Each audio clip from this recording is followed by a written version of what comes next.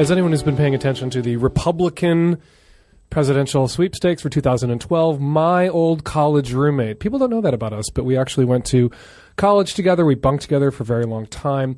My old college roommate, Rick Santorum, very likely running for president, definitely running for president.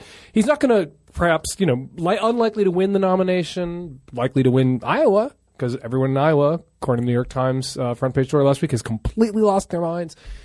Unlikely to win the nomination, but this race in 2012 really isn't about winning anything but the nomination, and because they're certainly not going to take the presidency away from Barack Obama with a Michelle Bachmann, a Sarah Palin, a Rick Santorum, or a Mike Huckabee. This is just about leveraging the Republican nomination and the nomination process for fresh gigs on Fox News over the next 4 years. Fresh, well-paid gigs on Fox News over the next 4 years. So let's not be deluded about what's going on the Republican side. That's why there aren't really any serious Republicans running for president. Anyway, Rick Santorum running for president. And here's what he had to say recently about the non-existent Social Security crisis. Social Security is completely solvent. Don't fall for that. My apologies to Canada. We're going to talk about American politics for a minute. Here's Rick in full froth this week about Social Security. The former Pennsylvania senator, former because he lost by 18 fucking points, former Pennsylvania senator and potential presidential candidate was asked about Social Security during an interview. He says the system has design flaws. For Republicans, the design flaw in Social Security is it doesn't let old people starve to death. The system has design flaws, but the reason it is in big trouble is that there aren't enough workers to support retirees. He blamed that on what he called the nation's abortion culture. He says that culture, coupled with policies that do not support families, deny America what it needs: more people. I read that, and,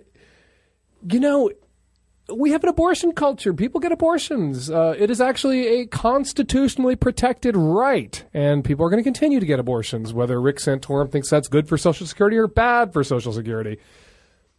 So we really can't do much about that. And, I think we have pretty family-fucking-friendly policies in this country. And if people aren't having more babies besides the Duggars, there's not much we can do about that. And, Rick Santorum's comments had me up late worried about Social Security. And, God, if only there were a large country adjacent to ours that was home to a lot of people who desperately wanted to come to the United States to live and work.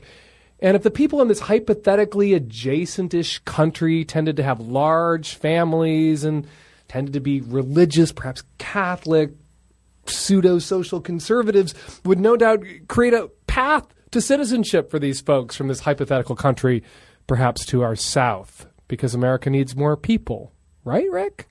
More people. This hypothetical country actually exists, of course. It's called Mexico.